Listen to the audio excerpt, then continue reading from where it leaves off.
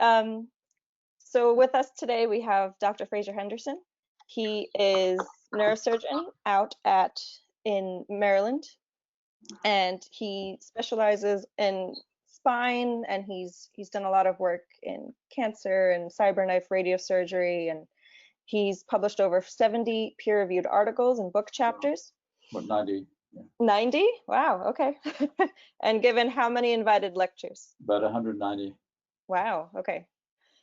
He's listed among the top surgeons by Consumers Research Council of America, one of the best doctors in America, top doctors according to the Nichols Institute, and he's been a top doctor for Northern Virginia as well. He was also awarded the Mayfield Neurosurgical Research Award in 2008. So thank you, Dr. Henderson, for being with us today. I really appreciate it. So we're gonna get started. So I wanted to start with questions about diagnosis. So there's a question that came up, and we're gonna just jump right in, I guess, with a patient complaining of stiff neck, eye pain, blurry vision, and edema in the eye. So the question really was, is this something that a Chiari or a tight cervical medullary junction could cause? And if not, what is this most likely condition to be? Okay, you said stiff neck, blurry vision, and eye pain, and edema. Well, edema, but I'm sure that's yes. Edema on fundoscopy? I have to assume of the eye, so papilledema, but I'm not sure. And this is a question from who? From what kind of doctor or therapist? Well, this is a question from a patient, okay. And I think an adult. Okay. You say when you say a stiff neck, you mean a painful neck, or? Yes, I believe so. Okay. Well, all right. Well, first, there's so many things that could be a stiff neck, but the papilledema suggests, was it one-sided or bilateral papilledema? It was in both eyes. Or you don't really know? Both eyes. Both. Okay, good. So that would suggest increased pressure, increased cerebrospinal fluid pressure. That could be from intracranial hypertension, meaning, just a increased pressure in the cranium, and that can be due to one of the large veins that drain the brain could have a blood clot, or there could be a compression of that vein that was preventing blood from leaving the brain. The stiff neck, suggests some kind of spinal injury. So we'll assume there's a problem at the craniocervical junction. A stiff neck could be a tumor, and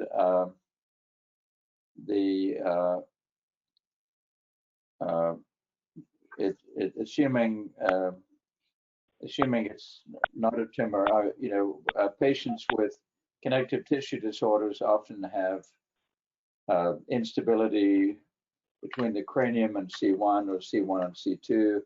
That can lead to spinal fluid flow obstruction. It can also result in abnormal venous flow leaving the brain.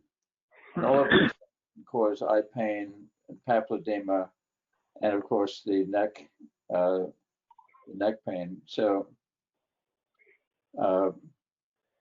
the appropriate treatment would probably begin with a MRI of the brain, and then ideally, if that was normal, that's probably going to be normal.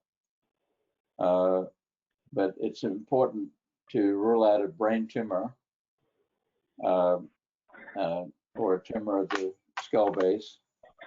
If that's normal, you would look for a Chiari malformation, look for craniocervical or atlantoaxial instability, or a high cervical level of instability, such as C3-4. The only other thing is with eye pain, you might also need to rule out glaucoma. Finally, severe temporomandibular joint spasm, spasm of the TMJ typically refers pain to the back of the head, what could be construed as the upper neck, and also above the eyes. So it could cause eye pain. So someone with a severe TMJ spasm could have this, but it would not cause the papilledema. So I suppose the only, if there's true papilledema, the first thing is to find out what's causing the intracranial hypertension. And if the MRI is normal and the cervical spine is normal, they should have a intracranial pressure monitor, a bolt placed in the top of the skull to measure the pressure in the cranium. And if that's elevated, they might need a shunt or something. Great. That's great. And actually, this goes into the next question you had mentioned about injury. There was a question that in a patient with EDS who might have sustained a traumatic injury like whiplash or TBI, is it common for those symptoms to worsen or for new symptoms to appear? What steps do you recommend patients take to get the right diagnosis and to treat their issues, particularly pain? You mean if they have a diagnosis of Ehlers-Danlos syndrome? Yes. And if they're in some kind of an accident, now they're having progressive symptoms? Correct. Okay, well, if they have access to a doctor or, osteopaths tend to be well versed, some chiropractors, some doctors, then for the kinds of problems I see, I like a flexion extension MRI to see if there's any instability between the skull and the spine. And that will also show if there's instability in the cervical spine.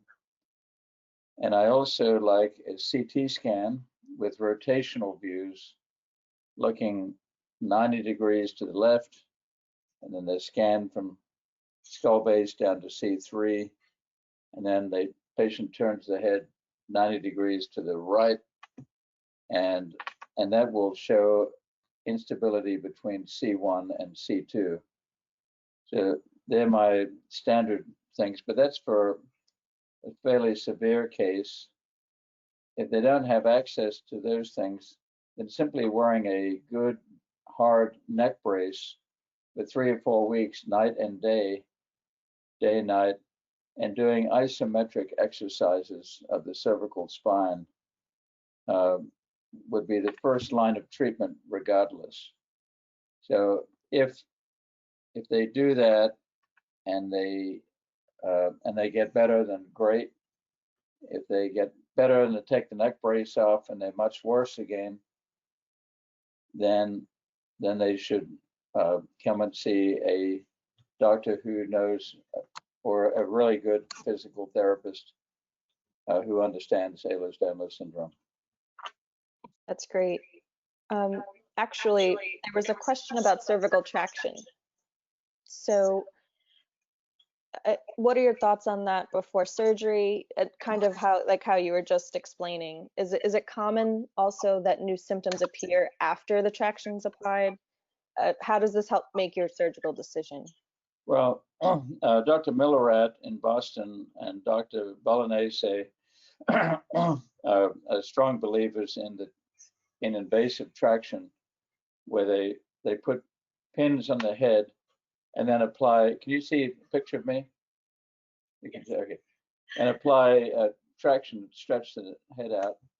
And their belief is that if that gives a significant improvement, then that implies that there's a mechanical problem in the upper cervical spine. And I think that that's a reasonable assertion. However, I don't do traction myself because I don't think it's very specific, one, and two, they're more definitive ways of determining if there's instability. So I don't do invasive traction. I think provided that a lot of weight is not put on the traction, for instance, for problems at the craniocervical junction, you should not put more than 5 or max maybe 7 pounds of traction on the neck. I think it'd be unlikely to get a neurological injury. Okay. Explain? Yeah. Okay, so I'm going to ask a question that came up in the chat because actually there are other questions that 2 people have asked it. If you have craniocervical instability, but also a tethered cord, and possible that both surgeries are required, is there an order in which those 2 surgeries should be done? And if so, what order? Yeah, I generally, well, I generally do the thing that's disabling the patient the most. If the tethered cord is much worse than the neck and disabling them, then I'd probably do the tethered cord first. But 90% of the time I'll do the neck first. And that's a general neurosurgical principle, to start at the top and then go down. Furthermore, I've had some cases where when I fixed the neck, the tethered cord symptoms got much better and I didn't have to do the tethered cord. Oh, that's great. So this is kind of reminiscent of what we just spoke about, but it was a question that came up in the chat and one that was asked prior in a way. So what's the process for diagnosis of craniocervical instability and atlantoaxial instability, and what would your doctor order as far as tests for this, and how would it be treated? We diagnose craniocervical instability based upon the typical symptoms of the cervical medullary syndrome: the headache, neck pain, nausea, visual changes, auditory changes, vertigo, choking, speech changes, weakness, sensory loss. And then presence of neurologic deficits like real weakness, maybe hyperreflexia of the increased reflexes, abnormal gait. And then radiologically, a flexion extension MRI is what I use for craniocervical instability. And we look at the Harris measurement, and there's some other measurements as well. And for atlantoaxial instability, we do the CT scan with neck rotation to left and right.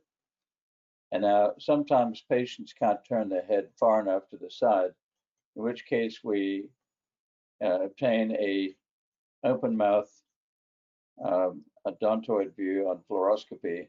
It's called a DMX, digital dynamic fluoroscopy. And the patient will tilt the head full left and full right. And if the C1 slides too far on C2, that demonstrates an instability. Great. There are a couple of questions that have come up about fusion surgeries. So I guess, how do you make the decision that it's time to have a fusion, and what are some of the outcomes, and as far as impact on range of motion or long-term outcomes of that kind of surgery? If they fail all of the conservative non-operative regimens, they have to try those. Surgery is the very last resort, okay, after everything else has failed. If there is instability, then the fusion removes the instability. We don't have a way of stabilizing the occiput C1, C2 without doing a fusion. Lower in the neck, now they have methods of doing sort of the artificial discs that you can place that will leave a certain amount of movement without a fusion. But if there's a lot of instability, an artificial disc is not appropriate. But at the craniocervical junction, if there's instability and they're symptomatic, then you need to do a fusion. Now, most patients who have instability at the top end of the neck have plenty of movement below. So even if you fuse cranium to C2, they still have a very almost normal cervical range of motion. And so none of my patients, I don't recall any of them complaining about inadequate range of motion. So that's not an issue. That's great. If a patient also has a Chiari and they're getting a fusion as well for craniocervical instability, are these procedures often done at the same time, or again, is this something that's done in a certain order? Well, tomorrow I'm doing a patient who's got a very bad Chiari, and she also has craniocervical instability.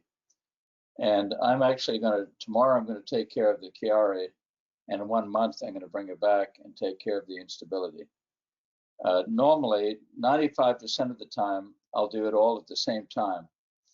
But she has a very big Chiari, and I was afraid that if I do the appropriate surgery for the Chiari, there's a high risk for a very small amount of leakage of spinal fluid, but that could compromise the fusion, and I don't want to take any chances. So most of the time, we take care of them both at the same time. But when there's a really bad Chiari, then it's very reasonable to split it up. Good. One of the questions that came in was kind of about Syringomyelia. So is it true that a syrinx will continue to grow, particularly in a child who has Chiari and Syringomyelia, unless the surgery for decompression is done? So this particular patient, Chiari runs in the family, and the child's symptoms are extremely mild, reporting a tussive headache at the back of the head lasting less than a minute after a Valsalva maneuver, so some kind of strain.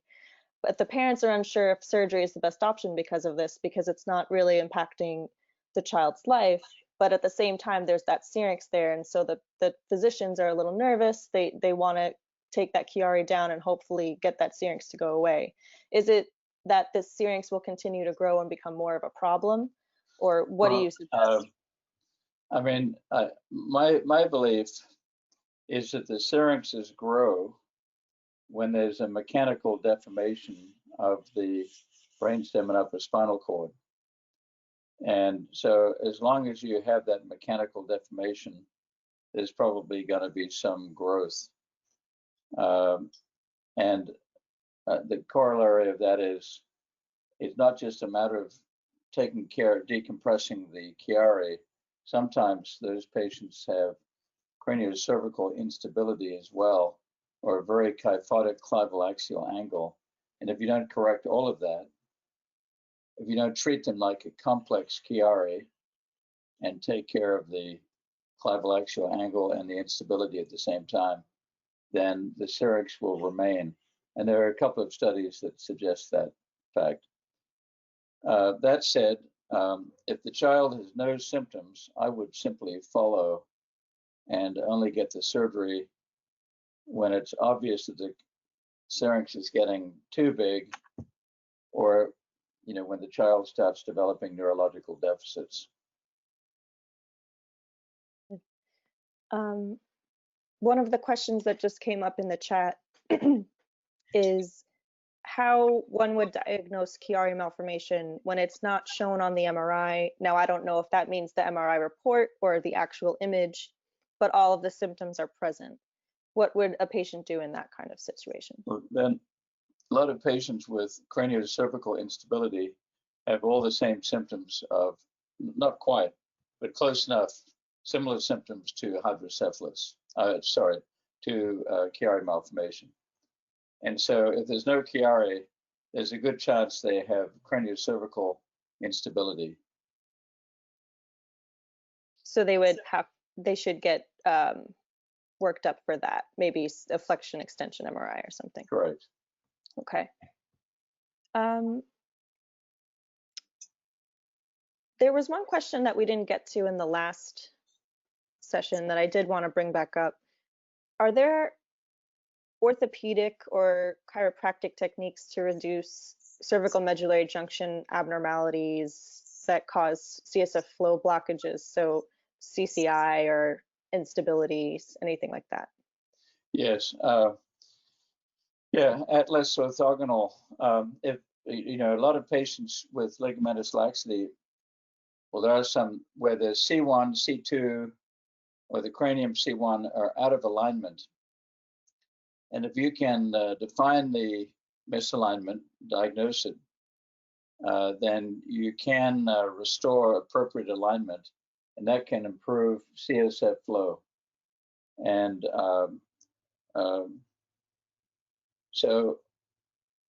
but this is very sophisticated, and it's a very difficult thing to do. But very good. There are some atlas orthogonists who are able to realign C1 and C2, and that's usually effective. The problem is it's often effective only for a few weeks, and then the situation may recur again. Okay. Almost to that end, a patient wrote in kind of discussing their trials. Is pain in the neck, shoulders, and upper back, so that cape-like pain, is that common even many years after surgery? Some patients like this one have found themselves in PT for many, many years. Is pain like that that's so persistent, is that something that should be medically managed or therapeutically in PT, or should a neurosurgeon address it? Well, the first thing is, yes, they can have pain, and many patients don't have appropriate posture, and the head may be too far forward. So, for instance, if the patient has developed the habit, or somehow they're more comfortable holding their head an inch forward of where it should be, that adds 10 pounds of force that the poor neck muscles have to withstand. So every inch forward, the head exerts an extra 10 pounds of leverage, and that can cause burning and muscle pain posteriorly. So posture is really important, number one. Number two, it often takes patients a year and a half to fully learn how for the muscles to be firing appropriately and working in a coordinated fashion. So after the surgery, that's the beginning of a, say 2-year process. And they need to be working on posture and muscle strengthening and correct, dynamics. Second, there are other causes for neck shoulder pain, and that may be instability at C3-4 or C4-5, which causes burning over the shoulders, burning between the shoulder blades, muscle spasm, and so on. You can have temporomandibular joint pains that trigger the levator scapulae muscle spasm. So that causes pain down the back of the neck and into the upper medial quadrant of the scapula, the shoulder blade. And that's from TMJ. So, there are a few reasons for muscle spasm. Is there ever, so say it's 5-10 years down the line, is there ever a reason where maybe it's getting to the point where a neurosurgeon should look into it? Well, yeah, could you hold for 1 second? Okay, no problem. Hello? I know I actually just sat upright when we just talked about this. Yeah. Could you give me the number and I'll call it back? I'm on a conference call. 3347. Thank you. All right. Okay, Caitlin, yeah. Yep, all good. I noticed when you gave that answer, I sat upright, so and my Yeah, headache say went again. away. When you gave that answer, I sat upright and my back pain went away. So Oh, is that right? yeah. um, so Or a should couple. they see a neurosurgeon? Well, if they ought to make sure they got their posture right and they're doing all the right physical therapy things, and they ought to make sure that they're not other issues like TMJ, and then they might get a flexion extension MRI of the cervical spine to look for instability. Okay, that's good advice.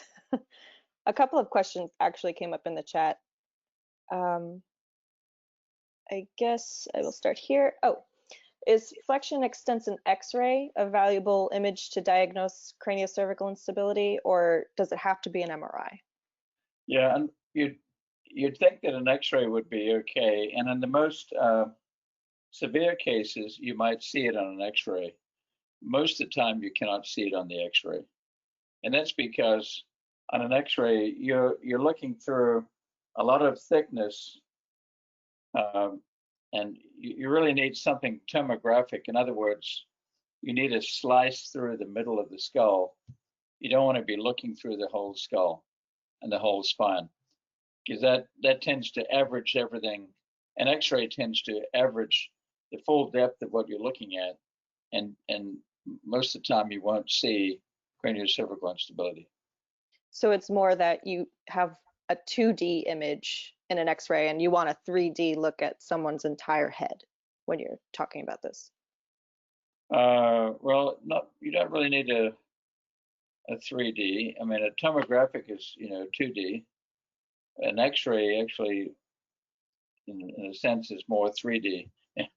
But now you can do a 3D reconstruction, CT scan, and that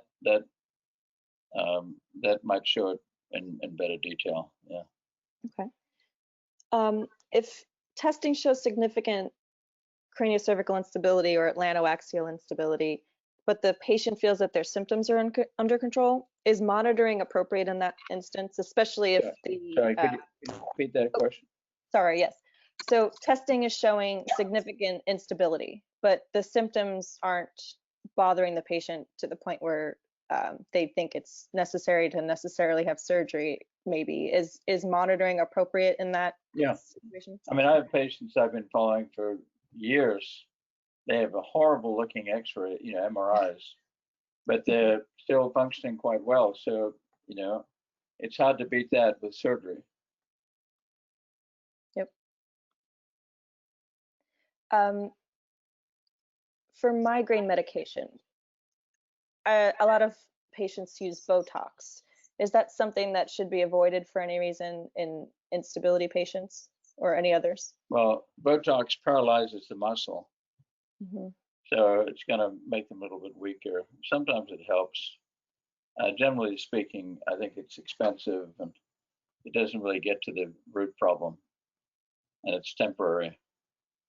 Are there better medications for migraine, or I guess it depends on the headache, correct? Well, I don't have any experience with AIMIG, AIMIG, but that's meant to be good. And I think lamotrigine might be helpful.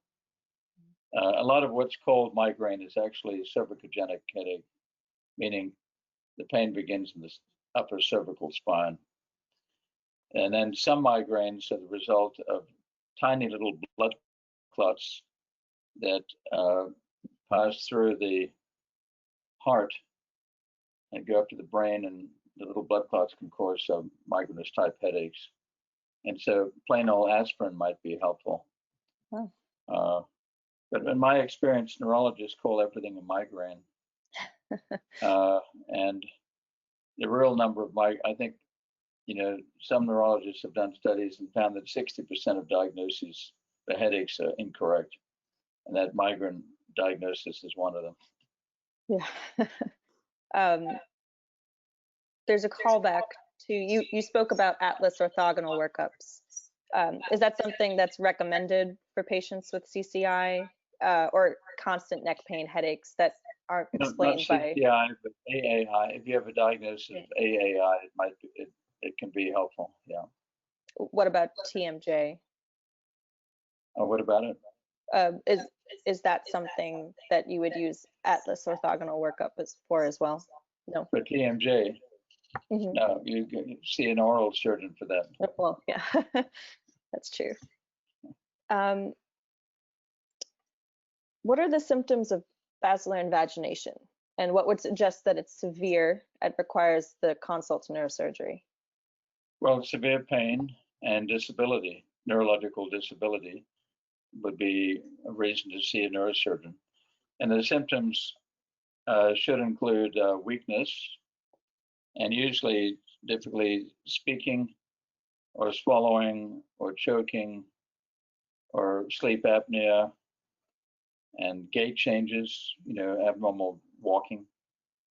There may be usually vertigo, nausea, memory, balance changes. And for straightforward basal invagination, a regular MRI will show that. Okay. There's actually a very interesting question that came up about first responders, emergency workers.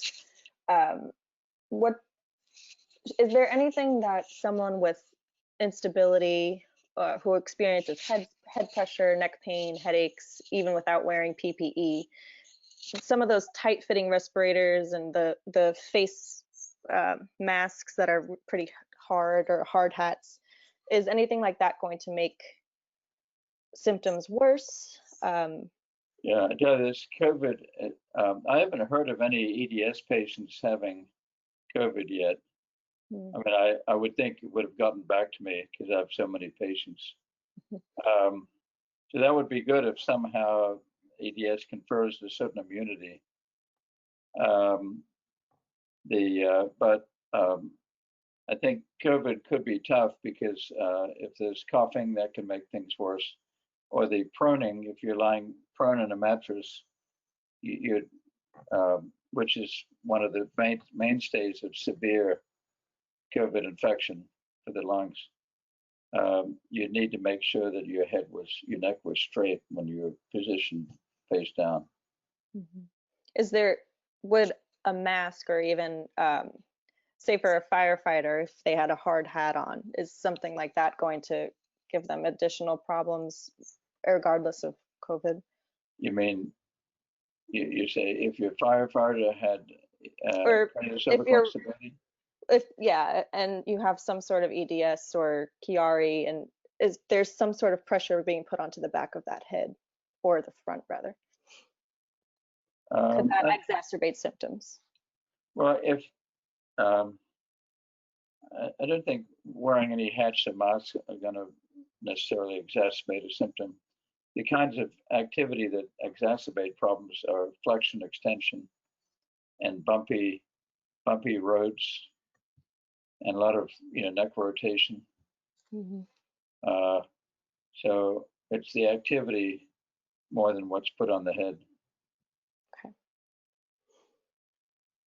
There was an interesting question that had come in before we got on the call, asking about long-term issues with like degenerative disc disease and other degenerative issues, as far as should patients be concerned if they have EDS or Chiari with age as they get older, with degenerative problems, neurological issues.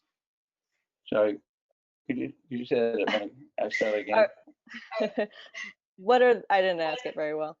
What are the long-term issues that patients with EDS or Chiari or instability should be worried about with neurodegenerative diseases? Well, first thing, it's not a neurodegenerative disorder.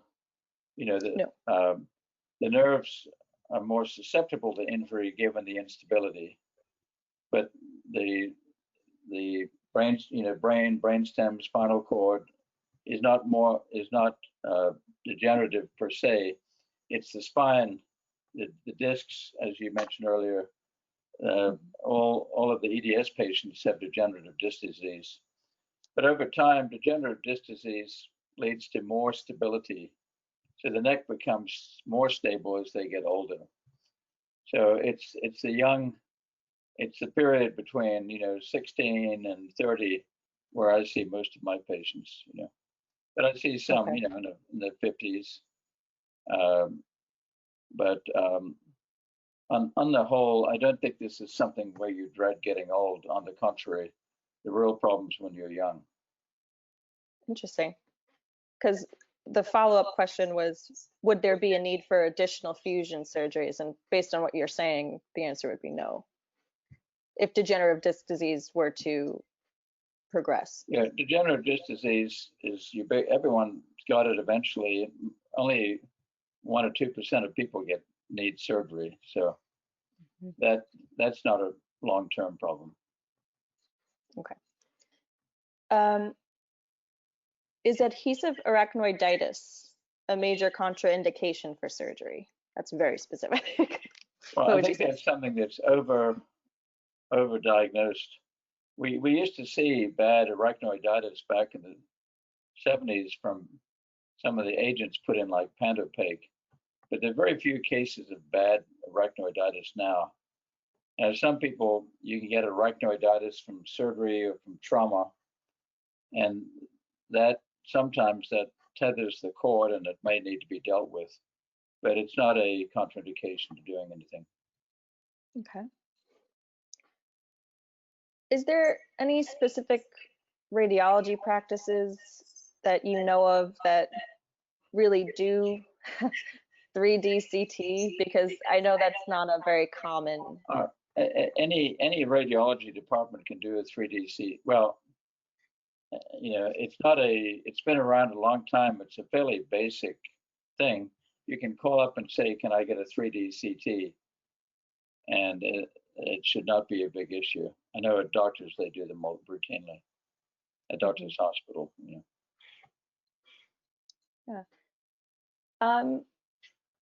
Is there any way you could speak to dysautonomia a little bit? So I know that that's a problem for a lot of patients who have Chiari, and I know you're doing work to research the treatment of dysautonomia. So I don't know if there's any way you can speak to that. Well, we have 2 manuscripts coming out on atlantoaxial instability, and the surgical one touches on the autonomic nervous system, and the one that'll be a neurosurgical review and hopefully available soon. But it's more for surgeons, and the second paper is probably a little bit more for other clinicians, or patients. And but there are many causes of autonomic dysfunction. The autonomic fibers begin in the hypothalamus and go down through the brainstem into the spinal cord, and then the sympathetic fibers exit through the thoracic spine from T1 down to about L2, the second lumbar vertebrae. They go to all parts of the body. So in the spinal cord, they're susceptible to mechanical deformation or compression or injury, and they result in dysautonomia. But dysautonomia can also be the result of peripheral neuropathy like diabetes, or it can be a central neurodegenerative disorder like Parkinsonism or Scheidegger syndrome. But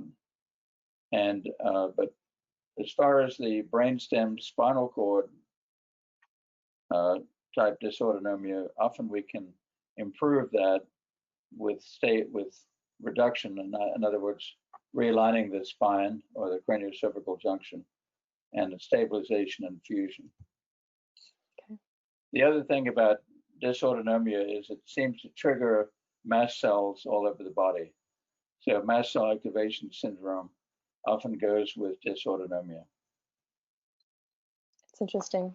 No one's asked about that, but do you want to quickly describe how mast cell activates different symptoms that might be either mistaken for Chiari symptoms or dysautonomia or causing them? and how treatment by neurosurgery may or may not fix those things. Okay, well, we didn't learn anything about mast cell in medical school, but the mast cells are the most primitive immune system in the body. And they respond to environmental triggers, anything from environment to bacteria, parasites, viruses, even emotional stress or mechanical stress. And when they're triggered, they can release any of at least 50 known types of chemicals causing in the brain fog, headache, congestion behind the eyes and nose, difficulty swallowing, dysphagia, gastric reflux. They can cause abdominal swelling, loss of peristalsis. Most common thing they cause is flushing of, the skin turning red, like a rash. So they get rashes, eczema. If you scratch the skin, they may have a welt will come up. That's called dermatographism.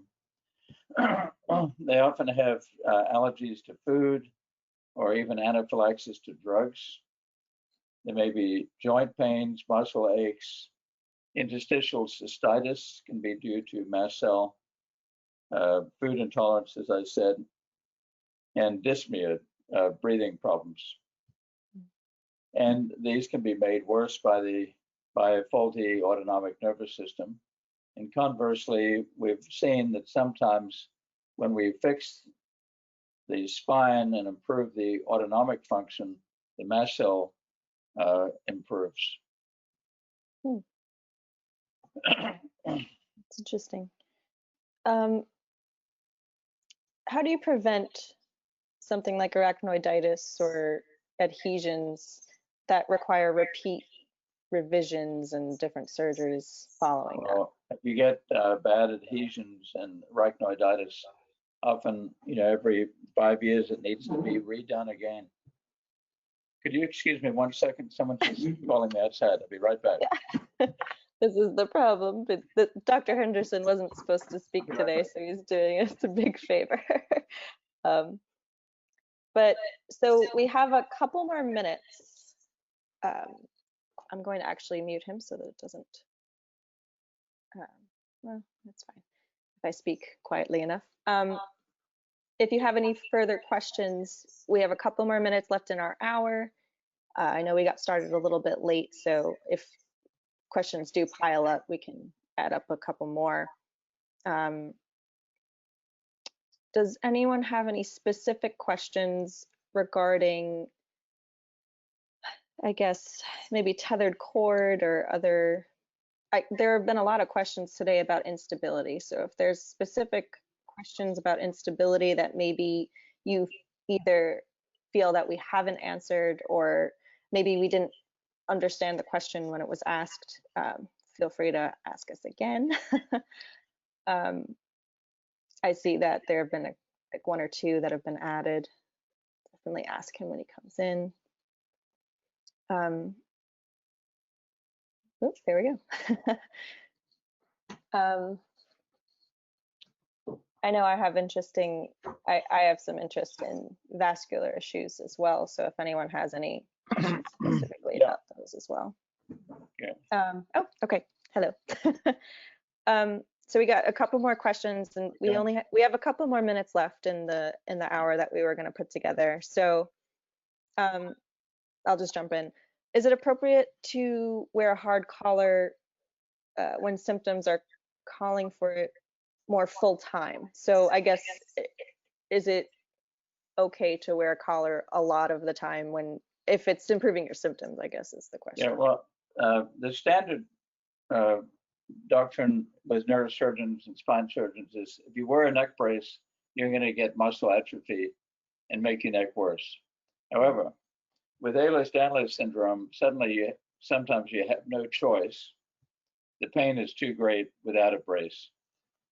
But if you do the isometric exercises 6 times a day, and that's pushing against, that's like pushing against your hand forward and backward and rotation and lateral tilt, left and right. You do those 6 times a day, religiously, then you can preserve your muscle strength.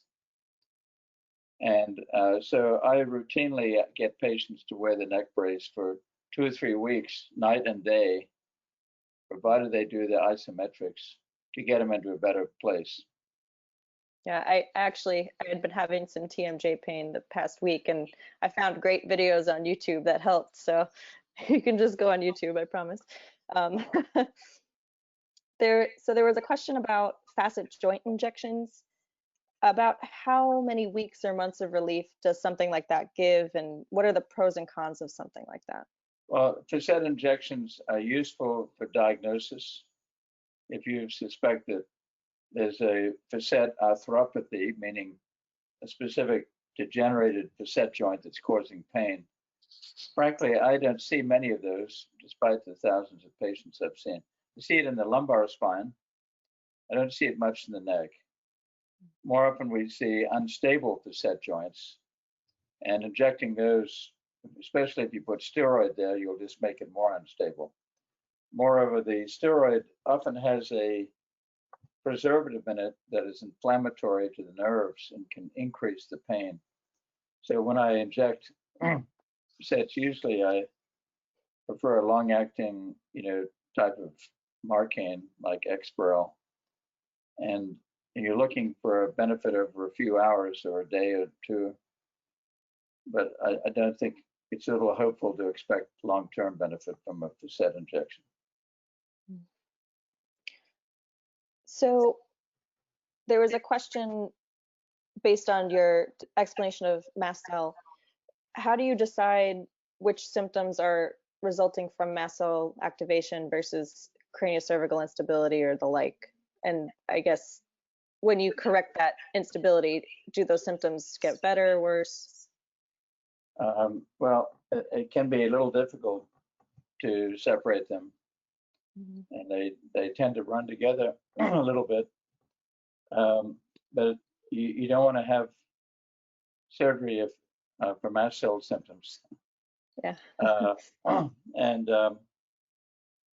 if you have really severe mast cell, there's a drug called Xolair, Xolair, that is very expensive and effective for you take it once a month for treating the severe mast cell. And but it's worth seeing a really good allergist. And there's a good guy in Washington, Talal,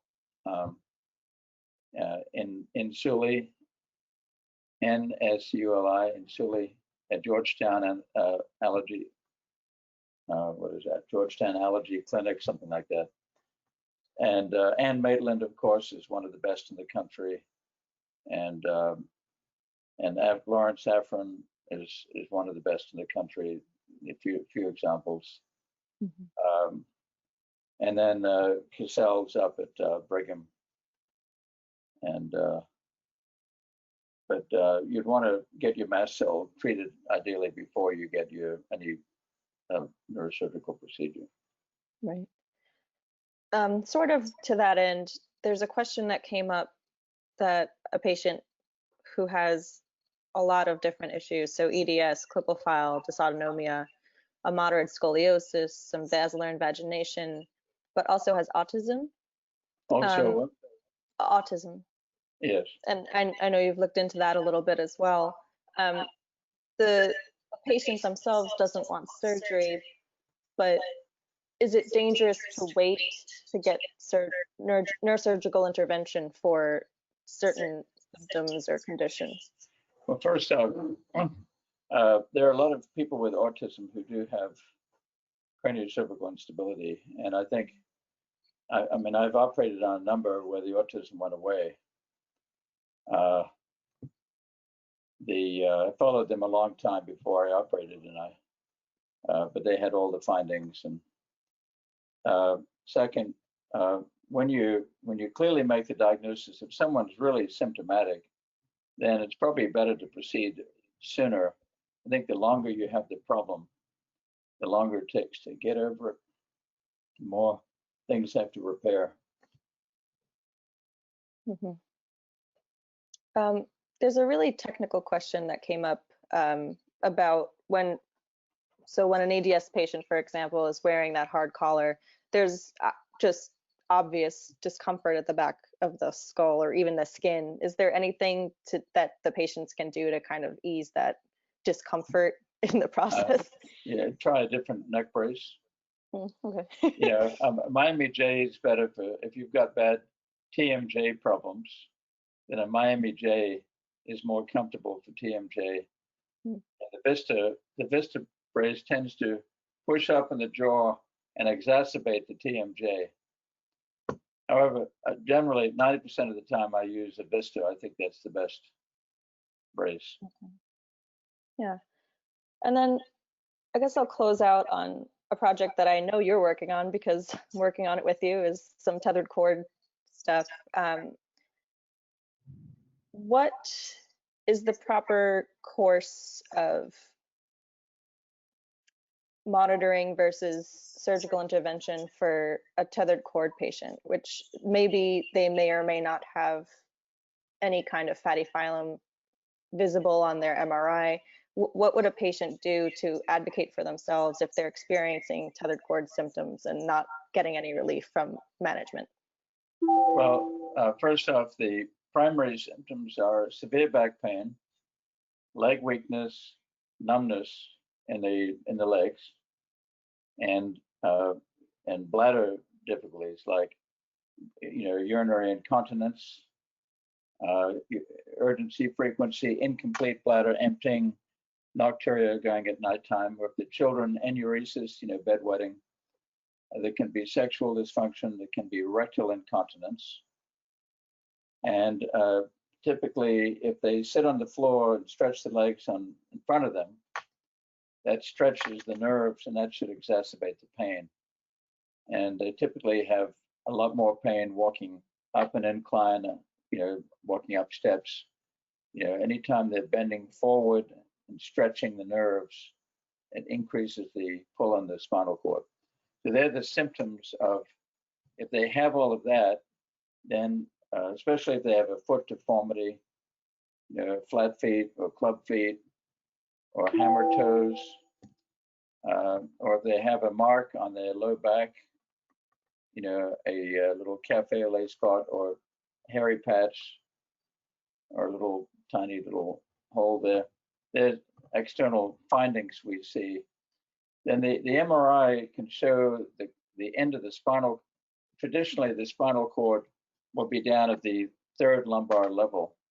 But in '94, one of the top neurosurgeons showed that about 20% of tethered cords exist with the conus medullaris, the bottom of the spinal cord, ending at a normal level like L1. So the spinal cord can be at a normal level.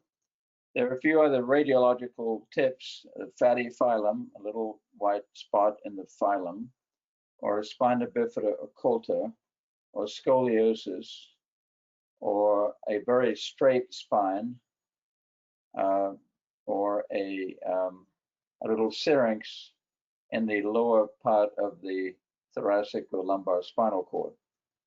There are other tips, but the clinical findings are the most important. And if they have that, then a urodynamic evaluation by someone who knows what's going on. And I use a group in Baltimore that work with Don Long, the former chairman of neurosurgery at Johns Hopkins.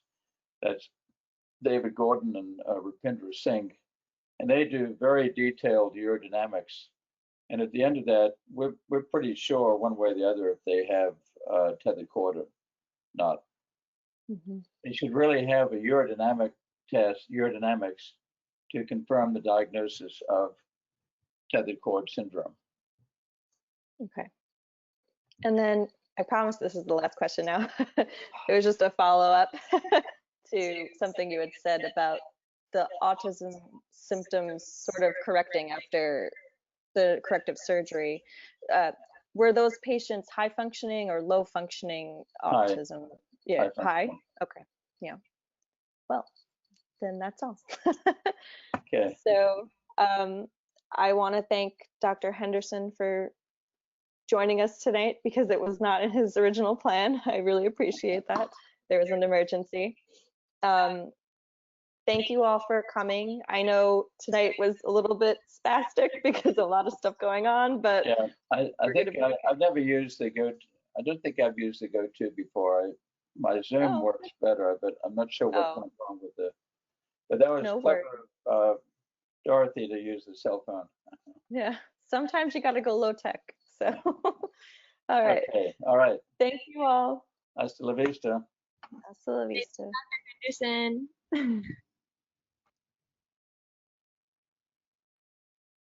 He's cute.